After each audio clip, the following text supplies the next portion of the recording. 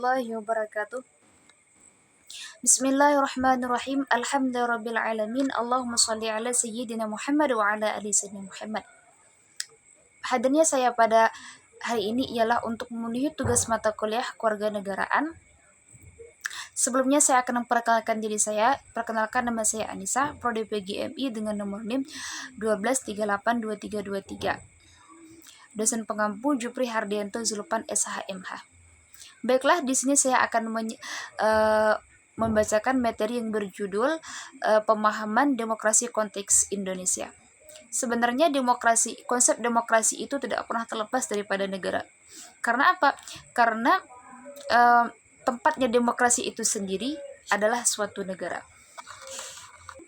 Sedangkan negara itu adalah menciptakan suatu hukum yang dipimpin oleh penguasa yang mana dipilih oleh rakyat untuk mengatur pemerintah yang ada di suatu negara agar menjadikan ketertiban masyarakat dan kepastian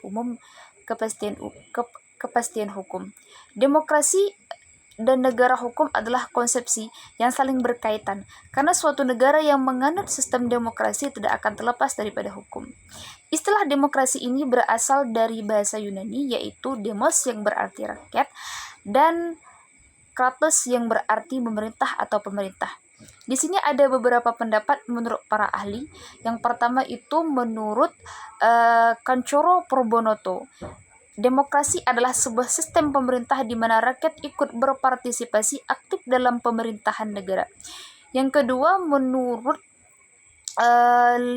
Abraham Lincoln, seorang presiden yang ke-16 di Amerika Serikat, mengatakan bahwa demokrasi adalah sistem pemerintah dari rakyat oleh rakyat untuk rakyat. Jadi negara yang menganut sistem demokrasi menempatkan rakyat sebagai pemegang kekuasaan tertinggi dan mengatur pemerintah Indonesia menjadi salah satu negara yang menganut sistem demokrasi tersebut. Sistem demokrasi yang dipraktikkan di Indonesia salah satunya ialah demokrasi Pancasila. Artinya, sistem demokrasi Pancasila adalah penyelenggaraan pemerintah yang didasari Pancasila yang 5. Dengan berasaskan Pancasila, politik demokrasi menempatkan kelompok mayoritas dengan minoritas memiliki hak yang sama dan dilindungi oleh negara. Di sini ada beberapa bahagian demokrasi di Indonesia dalam pelaksanaannya sendiri. Pelaksanaan demokrasi di Indonesia itu memiliki dua cara. Yang pertama, demokrasi berdasarkan penyampaian aspirasi masyarakat. Yang kedua, demokrasi berdasarkan ideologi. Lalu, demokrasi berdasarkan penyampaian aspirasi masyarakat itu terbagi dua.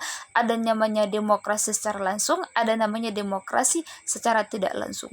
Demokrasi secara langsung ini contohnya ialah seperti pemilihan presiden atau pemilihan kepala desa.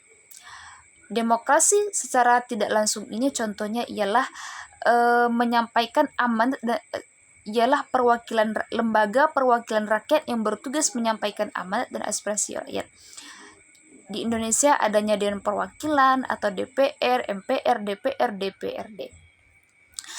Seterusnya demokrasi berdasarkan ideologi, yaitu demokrasi liberal terbagi dua, ada namanya demokrasi liberal, ada namanya demokrasi komunis. Apa itu demokrasi liberal?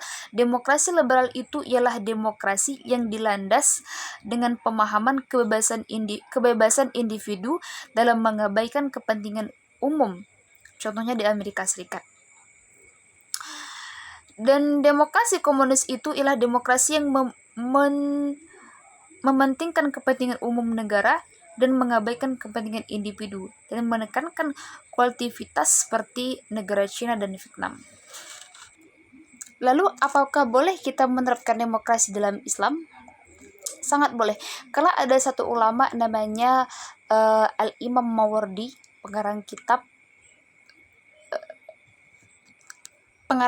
Ahkamus Sultan, yaitu satu kitab yang berisi mengenai masalah hukum-hukum kepemimpinan.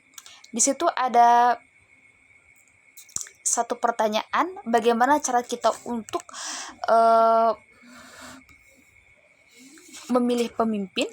Salah satunya ialah wa amruhum syura bainahum, yaitu bermusyawarah di antara kita.